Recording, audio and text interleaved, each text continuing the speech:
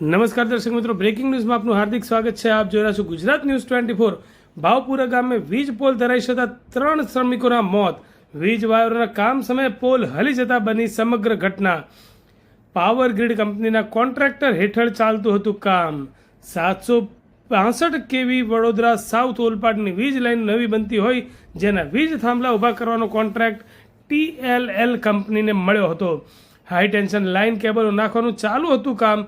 3 મૃતકો waste બેંગોલથી કામ અર્થે આવ્યા હતા. તપાસ અર્થે આવેલ અધિકારીઓ આ ઘટના બાબતે જવાબ આપવાનો ઇનકાર કર્યો હતો.